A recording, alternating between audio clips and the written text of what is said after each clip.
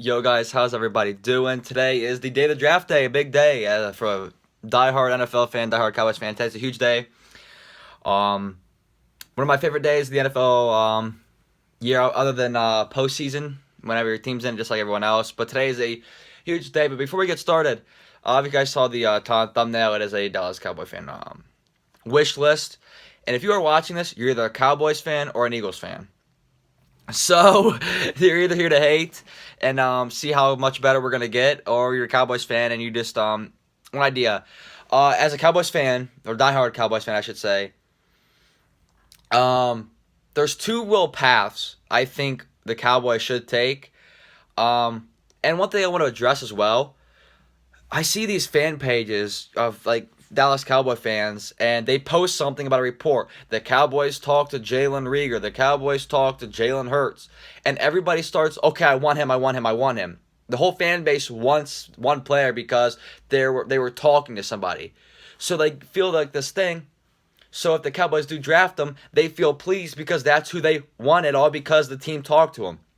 Or because the team talked to him, people get their hopes up that they draft him, and then they don't because all of it was a talk or a meeting, and like, oh, why did we draft him? We wanted him. So I just hate that how fan pages push these, because if there's a report that they're talking to someone, they automatically are like, I want them. And then other people start, oh, if this fan page, they know a lot about football. I hate fan pages. I hate like mock drafts that teams do that. I love mock drafts, but I hate when people push because of a rumor or push because they talked to someone like Jalen Hurts. That report came out because they talked to Jalen Hurts 3 times maybe. I just hate that. And then one rumor was the Cowboys wanted to talk to Kevon Chasen. So now everybody thinks we're taking him. I just think that's a whole narrative that is bad. Anyway, there's two paths I think the Dallas Cowboys should take. I feel like I want the second one, so I'll just get right through it. The first one is to take a corner in the first round. Whether it's C.J. Henderson, whether I don't want to push. If we draft a cornerback in the first round, it has to be C.J. Henderson. A guy like Trevon Diggs, A.J. Terrell, Christian Fulton, those guys are second round corners. I don't want to reach, but first round definitely take a corner in this path that I think they should take. Second round, taking either an interior D lineman or a pass rusher. We don't know if Aldon Smith and Randy Gregory are going to truly work out. In that case, you take a guy on the edge or an interior D lineman. Yeah, we have Dontae Poe and General McCoy and Tyrone Crawford who can't play on the inside, but if we do release Crawford, it's just Tristan Hill and no one else. So, obviously, with our defense, just got a guy that can rotate in and out. And obviously, DeMarcus Lawrence he's a 3-down guy, but our defense, we like to rotate. I know it's a whole new system, but we like to rotate. So it's always good to have a lot of defensive linemen. And then the third round, we take a safety. I think safeties are still our biggest need.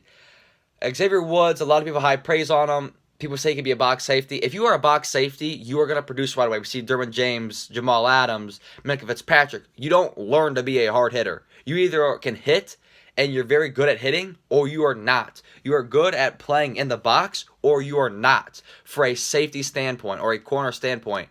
You look at Trevon Mullen. He was a beast from day one. You look at all these. When you like to think of a safety that is hard hitting, they are there right away. They don't develop into a hard hitter.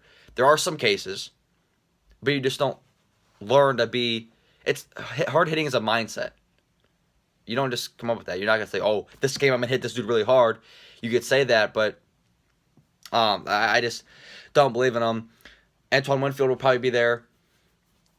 I don't even know what I just said.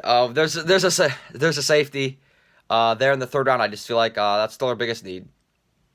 We fill that need. Fourth round, we take an offensive lineman.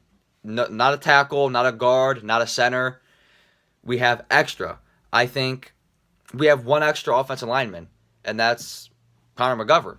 We have a Joe Looney, Zach Martin, Connor Williams, Tyron Smith, Hill Collins. We have no extra offensive lineman on our roster. I don't want to draft a center. It's just pointless because we have Joe Looney and we have Connor McGovern who can't play it, and Connor Williams did play center for a year in college, so we need to tackle. We lost a lot of tackle depth. We lost a lot of guard depth, so we just need some type of offensive lineman. Yes, fourth round is pretty high, but it's a need. It is a luxury pick at the end of the day. With our first fifth round pick in this frame, like I've been saying, this is where we go receiver. I feel like we're either taking a receiver in the second or third round, or we're taking one in the fifth. So I feel like if we just take a receiver, a lot of guys can fall. There's a lot of talented guys in these late rounds. So I think I think that's just a good fit. Like right around if we get stack up on defense in our first 3 picks. And then our second, fifth round pick, we go tight end. Blake Jarwin is one of my favorite players on the team. I've been praising him since we signed him as an undrafted free agent. He can play receiver. He's underrated for that. He was a receiver in college, for crying out loud. He can run routes. So I feel like if we just get another route running tight end next to him, Dalton Schultz and Blake Miller blocking tight ends, perfect fit. Because Mike McCarthy loves to run a 2 tight end offense. We've seen it very successful working with Jared Cook and Richard Rodgers. I just think that is a perfect fit. And then we don't have a 6th round pick. That went for Michael Bennett. And then the 7th round pick, we take a linebacker. If Lane Vander Esch's injury is worse than we expect, we need a guy to depth. Obviously, we have Sean Lee, Justin March, Joe Thomas, Kiero, and then Luke Gifford. But if anything, worst case scenario, it doesn't hurt to have another guy that can play linebacker and also just sit and develop and be a rotational piece if Lane Vander Esch is healthy. Also, another scenario that I kind of hope, if C.J. Henderson goes, or if the Falcons trade up to get C.J. Henderson, or C.J. Henderson gets taken in front of us, we should trade down to the 29th pick. We could trade to the Titans. Shout out to Brushmo for giving me the idea, and I really agree with it. We trade down from 17 to 29, and we get the Titans' second round pick, because 12 spots is quite a lot in the first round. So we get their second round pick, so it gives us a first round pick. We fall back, we get someone who falls. Whether it's a safety, whether it's a receiver, whether it's somebody that we take in the first round. I feel like if if C.J. Henderson does get selected before us and they get traded up, we trade down. And we get an extra second round pick, like I just said. The second scenario I want, I think a lot more Cowboys fans will want more.